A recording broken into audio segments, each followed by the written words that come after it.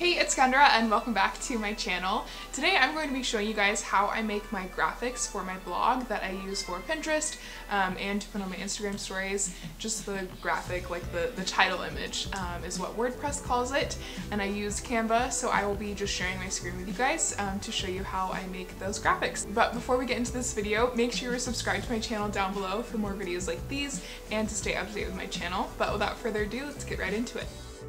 Okay, so I also want to give a quick disclaimer that I am by no means a graphic designer. I just use Canva because I find that it's really user-friendly. And they also have all of these different options for different sizes that you want to do, like common ones like Instagram stories and all of that, which is really nice. And a lot of templates too, but I usually go with an image of whatever video or post that I'm making a thumbnail or a blog post image for. And I just try to position it for whatever background I want. This time I wanted the tie-dye to be the main feature, so I just broke up the image into two parts, and there is a harsh line in the middle, so I'm actually going to use a title banner to fill up the middle so you don't see that harsh line. And there's a ton of featured images that you can use on Canva that are free. Not all of them are free, but if you use the featured image search bar, there's usually a ton of free ones. And I go to the text bar now. You can use like some already pre-made title templates for texts.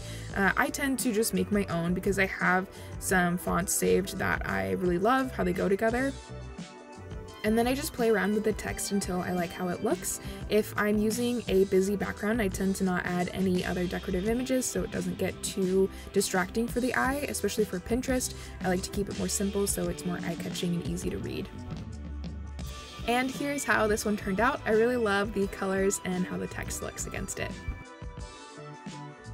Alright, and here is how I do graphics. If I don't want to use a busy background or an image background, I will just use a solid color as a background.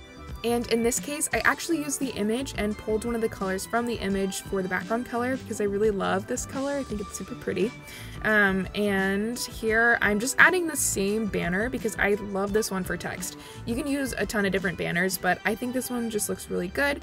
It fits with my aesthetic.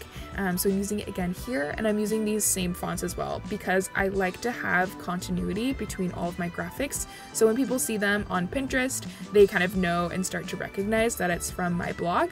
And if you want to do this, I really recommend having like a brand document so you can find your favorite texts for your blog, which is really helpful. So since this is a basic background, I'm going to find some more featured images, and even if they don't pertain to whatever post you're doing, you can find some really cute basic images that just kind of add a nice flair. So here I'm adding this kind of like a dandelion graphic.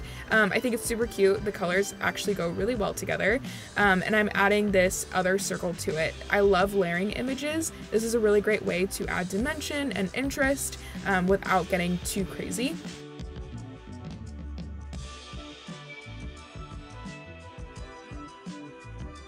And here's how this one turned out. It's super basic and really readable for Pinterest, so I think it'll do really well.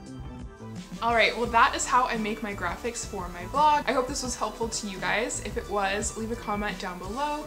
And if you use any other websites or programs to make your blog graphics, also leave that down below because I'm always looking to improve my graphics skills.